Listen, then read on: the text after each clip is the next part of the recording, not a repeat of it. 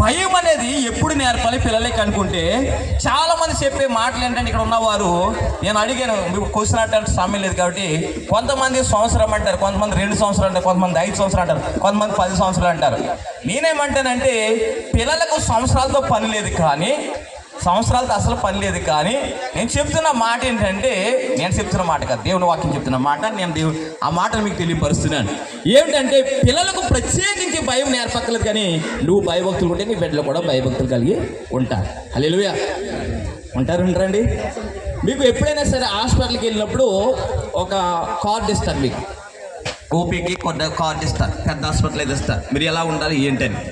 ఇచ్చినప్పుడు కొన్ని మాటలు చెప్తారు. ప్రెగ్నెంట్గా ఉన్నప్పుడు ఆ స్త్రీకి కొన్ని సూచనలు పెద్దవాళ్ళు చేస్తారు, డాక్టర్లు చేస్తారు, తెలిసి తెలియని వారు కూడా సలహాలు ఇస్తారు.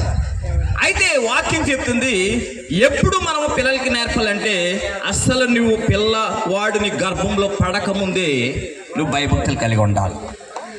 నువ్వు పాటలు పాడుతున్నప్పుడు, నువ్వు వాక్యము చదువుతున్నప్పుడు నీ బిడ్డ గ్రహిస్తాడనే సత్యాన్ని నువ్వు తెలుసుకోవాలి.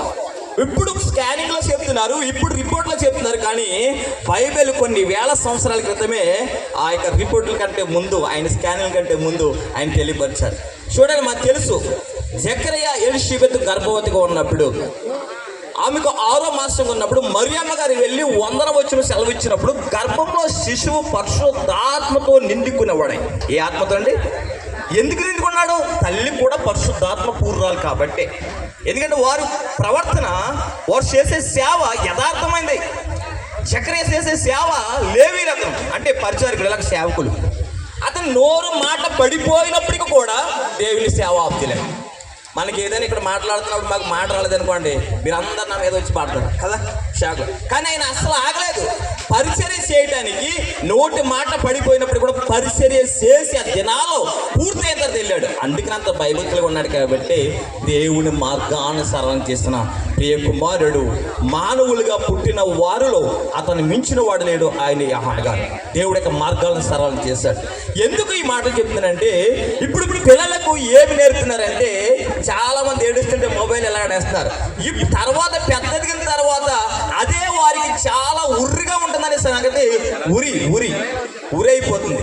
ఈరోజు చాలా మంది ఇప్పుడు తల కొట్టుకుంటున్నారు. ఎందుకంటే నా పిల్లోడు మొబైల్ వదలట్లేదు. అయ్యా పాస్టర్ గారు ప్రార్థన చేయండి. ఎందుకు చేస్తారు పాస్టర్ గారు? అసలు నువ్వు ఇవ్వాల్సిన సమయంలో ఏమి ఇవ్వాలి?